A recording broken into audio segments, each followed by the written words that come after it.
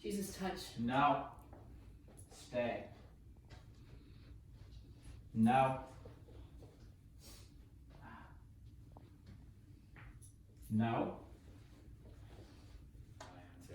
And I'm always going down too tight or too Good. loose. Good. Yeah, I've not done this before. I've done the back. No. No. She's not feeling it. I keep going up. Good girl. No. There you go. Good. Good girl. Oh, she's so soft. It's like velvet. Good girl.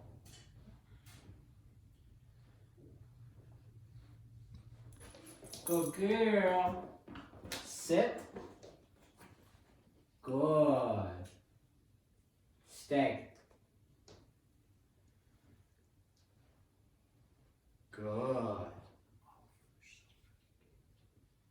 It helps when they're really cute, doesn't it? Sit, stay, and then know with a tap on the e-collar, putting them back into the command is very, very, very, very important.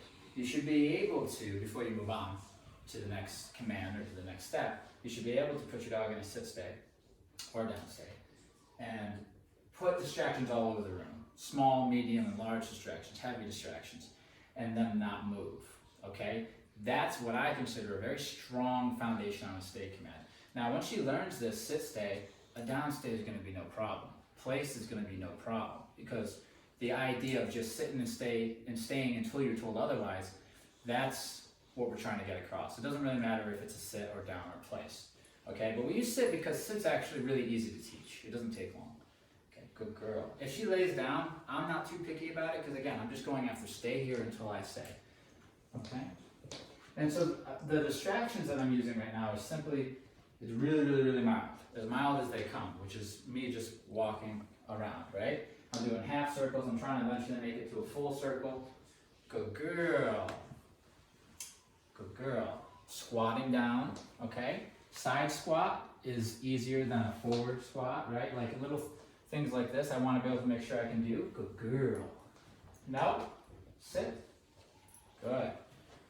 Every time I say no, I click on the e-collar, repeat the command. If she needed guidance, I'd use the leash. That's why it's there. You can hear her busy getting a bath.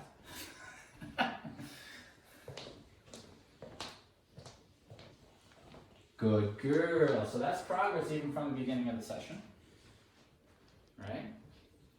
Now this looks funny, I know. It looks silly, it looks like I'm not getting much done, but I guarantee you if you try this with your dog, it's gonna be tough.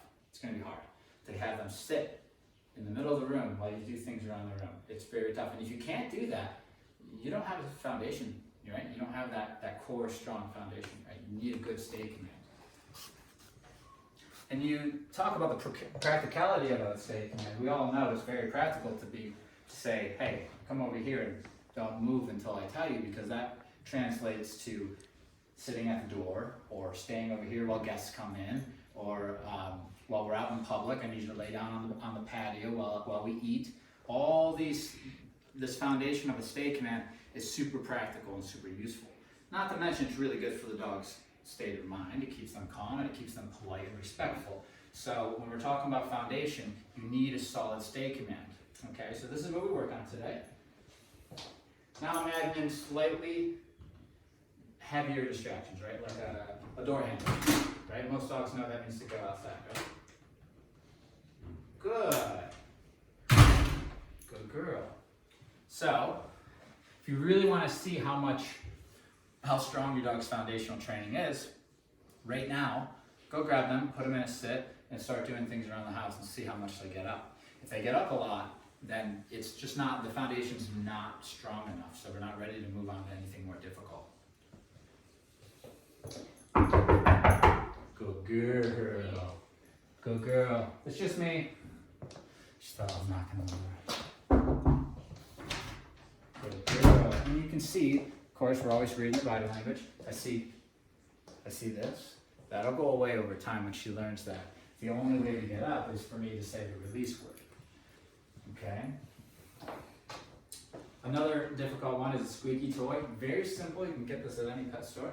Heck, even Walmart has them. Squeaking first, she might have popped up there, and good girl. But if this doesn't work, the squeaking, we know that squeaking it and throwing it historically has gotten dogs to make that mistake.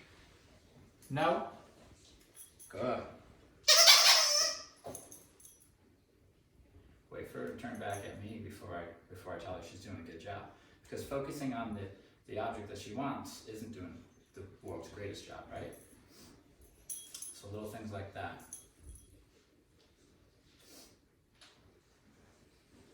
Good girl. Okay.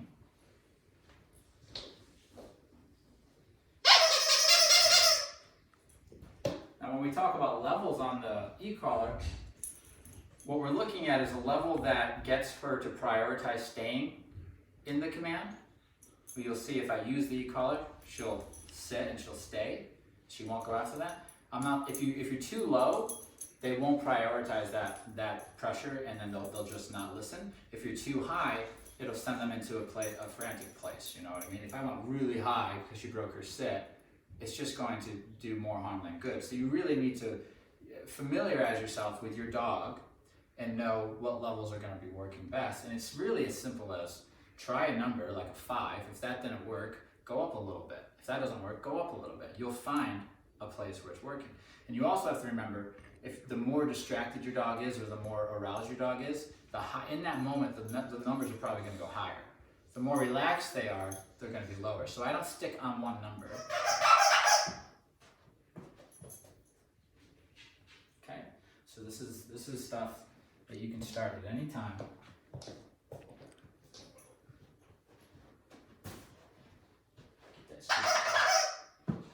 No. Good. Oh, she's way under there. There she is. So, simple squeaky toy. Right? Good girl. You can also use your dog to kneel for the reward too. But this is more, without the food reward, it's actually more effective because they're listening because you said so, not because they want to earn food, which in real life is unrealistic because you're not always going to have food on you. And if you do always have food on you, then you always need to have food on you, which means you're never going to be respected enough.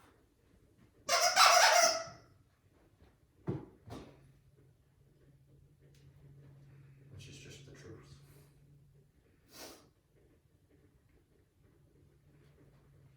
Good girl. Very nice. Break. Good girl. Good job. It's hard. It's very hard. She's 6 months old. It's very difficult, but it's the foundation. Good. Good girl. Say, whew, this is hard. Works on impulse control, works on handler respect, works on your relationship dynamics. Yes, and it's practical. Good girl. Sit. Good girl, you know what's going on. Stay. Good.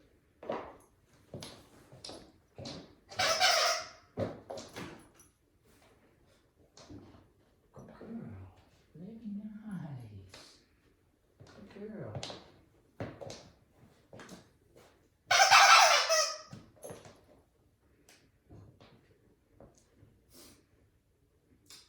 Good girl. Very nice. It is just hard. It is. It's very hard. It's very hard. But when she masters this, everything else becomes easy as far as stay commands go. The sit stay is very difficult. Good girl. Break. Nice work. That's so hard. Yes, give her some rewards, some free time. So, sit stays, baby. Let's see if you guys can get your dogs to stay with no distractions. And then low distractions, medium distractions, and high distractions. Okay. We'll use the e-collar here because it's the easiest way to hold our dogs accountable. Plus, later on down the road, like a week from now, she's gonna be off leash trained because of the e-collar, so we won't need the leash anymore, which really, talk about convenient, talk about opening up your dog's life and what they can do with you, because you don't have to struggle with wrangling your dog all over the place. Sit. Good. And you'll be surprised if you do this stuff the way that we do it. The way the bond between you and your dog it becomes stronger and stronger and stronger. The stronger the foundation becomes.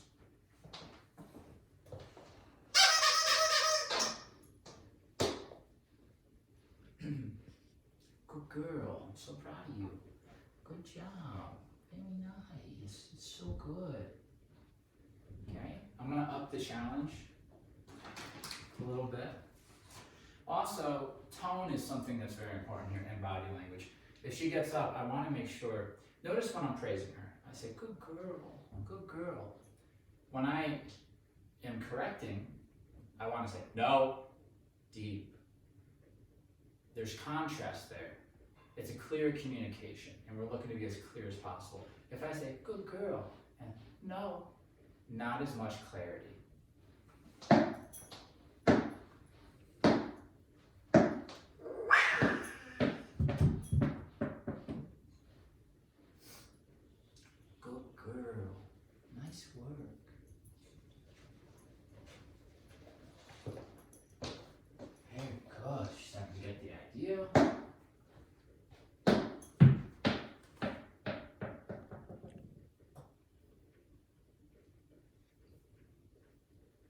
No.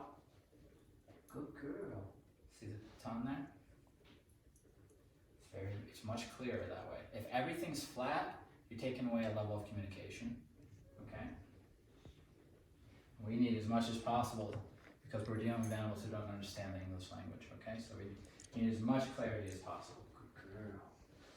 Nice work. So generally soft tones mean good job, and deeper tones mean don't do that. Okay? Keep it basic, keep it clear. Don't try to go too fancy with it. Okay?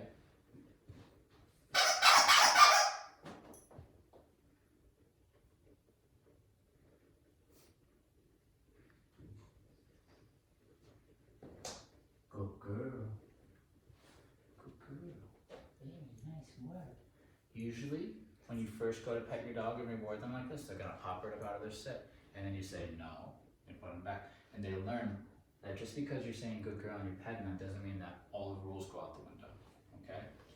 They'll thank me for that later when you have guests come over and they're saying how cute she is, and then the dog assumes because they're using a soft tone, that means all the rules go out the window. The only reason they behave that way is because we teach them that that's okay. I don't mind if she lays down.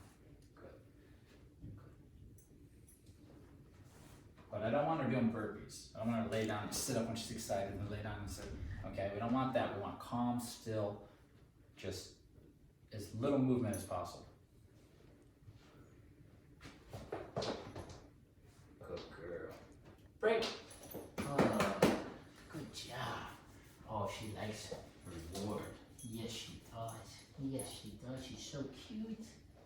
And so this is really important. I know this is the fun part, but it's also really important. The rewards are very, very important. And you don't want to slack on them. You don't want to cheap your dog with the rewards. Give them a reason to be working, okay? And if they are willing to work for your affection and your the camaraderie that you have and the interactions that you have, it's a really good feeling. It really is. It's slightly less of a good feeling if they don't care about you and they're just sniffing to see if you have something tasty. Doesn't feel as good.